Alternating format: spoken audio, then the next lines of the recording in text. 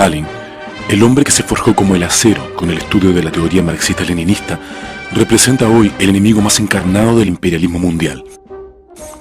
Su satanización se da por los reaccionarios de todo tipo, al no perdonar la osadía de mantenerse fiel a la causa leninista de la revolución proletaria y por edificar el socialismo en la Unión Soviética.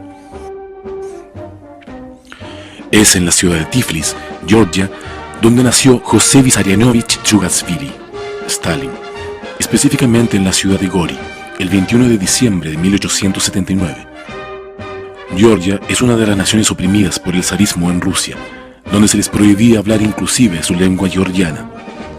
Las condiciones de las naciones, entre ellas Georgia y de Rusia en general, eran de miseria y explotación. El proletariado y el campesinado estaban sumidos en la pobreza.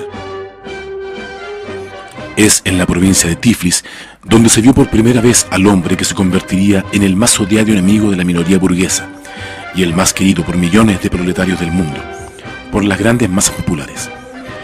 Stalin era su seudónimo, que significa el hombre de acero, y desde sus inicios en la lucha revolucionaria se apegó al estudio del marxismo como la herramienta más avanzada de la humanidad para transformar la realidad que padecen los obreros y campesinos en el capitalismo.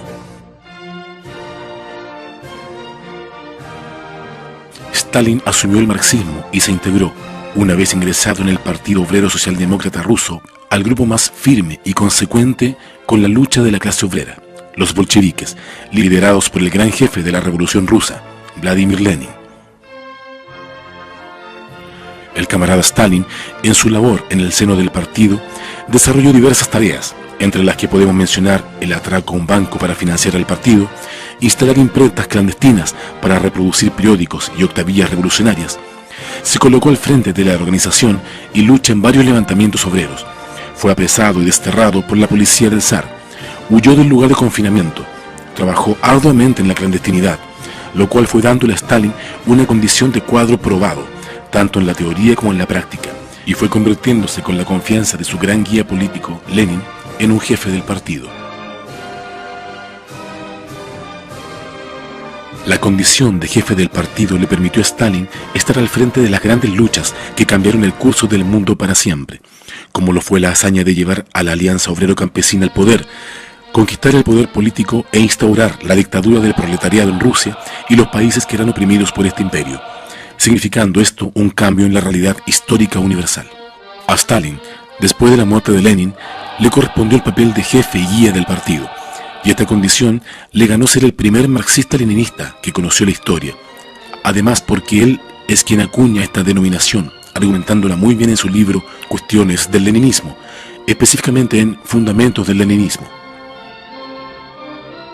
A él le tocó dirigir el desarrollo y construcción del socialismo en la Unión Soviética, y junto a la dirección bolchevique se movilizó la voluntad de millones de hombres, de las amplias masas populares incentivadas por la construcción de una sociedad nueva, en pos de la industrialización socialista, por la cual la patria de los soviets pudo elevar de forma impresionante su nivel científico-técnico, en pleno tiempo que el capitalismo y el sistema imperialista mundial se veían brutalmente golpeados por la crisis de sobreproducción de 1929, gestada por la misma contradicción de este sistema de explotación, la cual repercutió por años.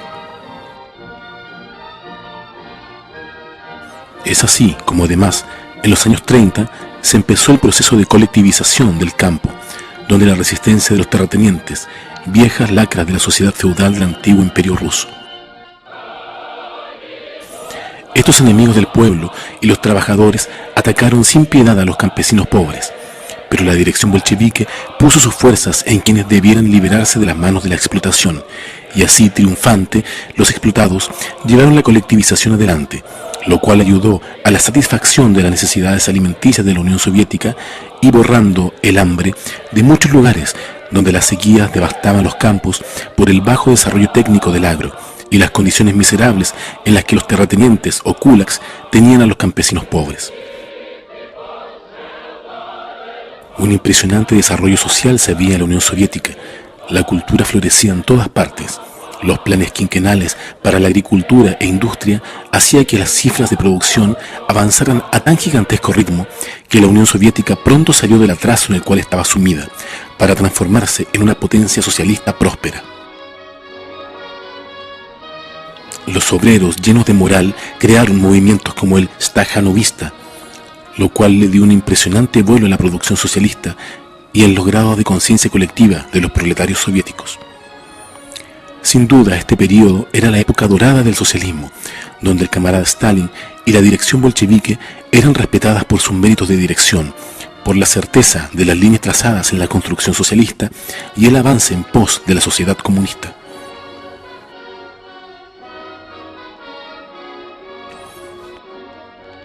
Pero no todo era de color de rosas. A medida que la lucha revolucionaria iba marcando éxitos tras éxitos, las viejas clases del pasado levantaban cabeza y abiertamente conspiraban para derrocar el gobierno bolchevique y volver al pasado, volver al capitalismo.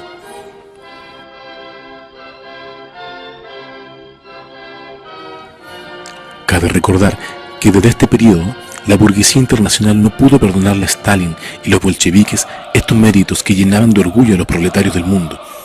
Desde aquí, todo tipo de mentiras reaccionarias fueron diseñadas desde Joseph Goebbels y Hitler por el lado de los nazifascistas hasta la misma CIA y los revisionistas. Los comunistas, guiados por Stalin, se tuvieron que enfrentar a ataques de la contrarrevolución interna en la Unión Soviética, a los desleales al partido que se convirtieron en agentes encubiertos del imperialismo, entre ellos Zinoviev, Kamenev y Trotsky.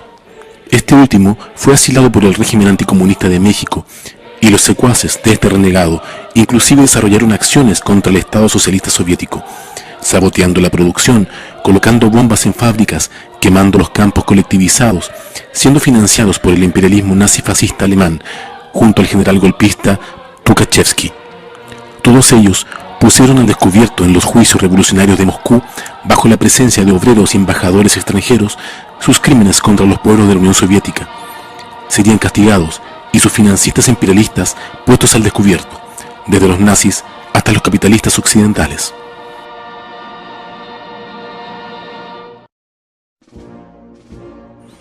Stalin se enfrentó al ataque más despiadado del imperialismo contra la Unión Soviética durante el desarrollo de la Segunda Guerra Imperialista Mundial, para acabar con la revolución proletaria e instaurar el régimen nazi-fascista, que le costó a la Unión Soviética 800.000 comunistas, 27 millones de soviéticos en total.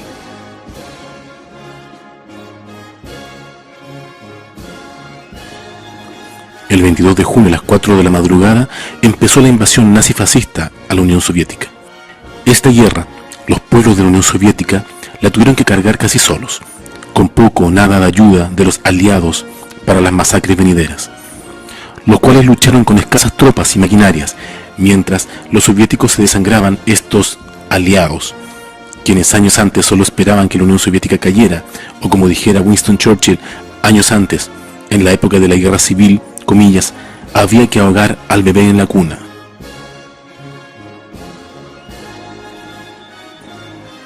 Ayudaron a la Unión Soviética solo como buenos especuladores que eran, pues veían el coraje y lucha de los soldados rojos, de la fortaleza con que su dirección encaminaba a la victoria antifascista de los pueblos soviéticos.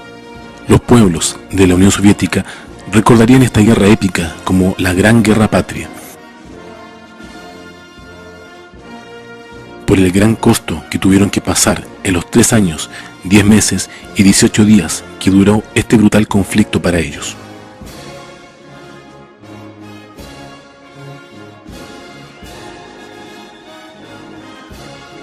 Pero la claridad política del partido direccionada por Stalin llevó a que cayeran los nazifascistas en la Gran Guerra Patria.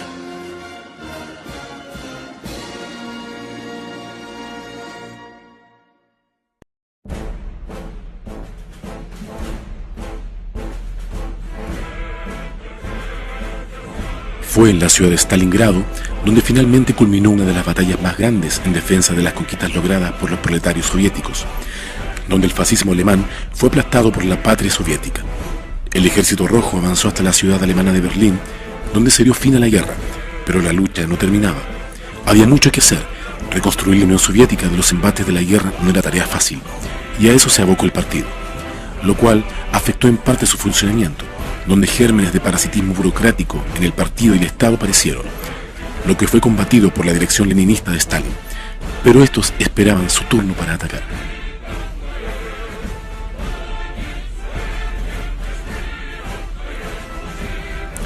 La Unión Soviética avanzó rápidamente en la construcción del socialismo y la solidificación de sus bases. La economía se recuperaba superando incluso las metas de lo planificado. Las filas del partido crecían cada vez más. El movimiento comunista internacional también crecía, ya que la Unión Soviética era el país anhelado por los proletarios de todos los países, y el respaldo del Partido Comunista de la Unión Soviética a las revoluciones proletarias en otros países fue muy importante.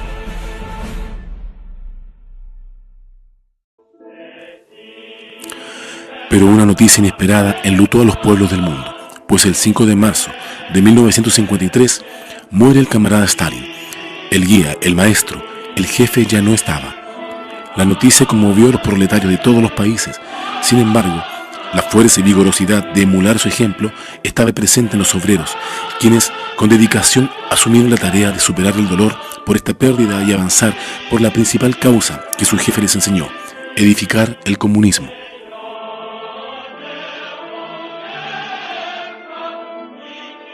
Luego de la muerte de Stalin, el burocratismo y las viejas ideas burguesas levantaron cabeza, y sus elementos más viles asomaron.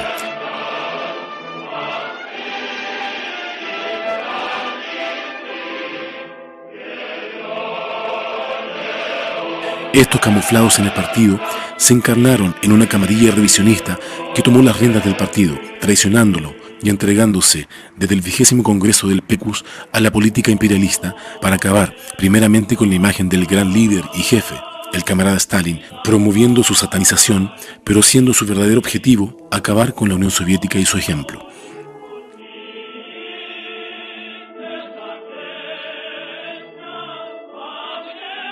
Promovieron campañas por la desestalinización, le atacaron y pretendieron borrarlo de la historia, tergiversando su legado y sus obras, pero hoy la historia devela su fracaso imperialista.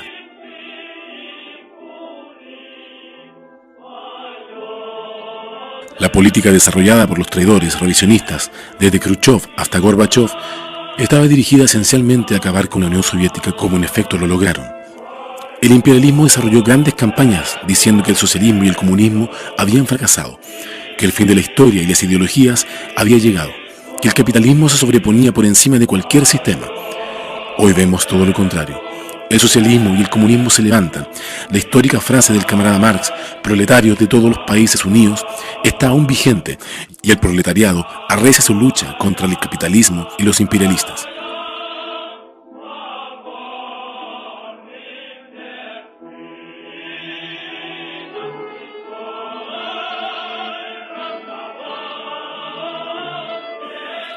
El camarada Stalin, al que creyeron muerto en todos los aspectos, vive en los pueblos. Sus retratos son levantados por las manos de los proletarios en las movilizaciones a escala mundial, desde Grecia hasta Venezuela, desde Rusia hasta Chile, y en todos los continentes revive el espíritu combativo de Stalin.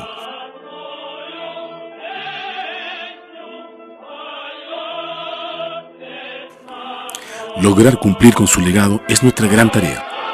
Hoy el camarada José Stalin es la representación más digna de un comunista marxista-leninista, por ser el acero inquebrantable e indiscutiblemente el férreo luchador que entregó su vida a la causa de la revolución proletaria.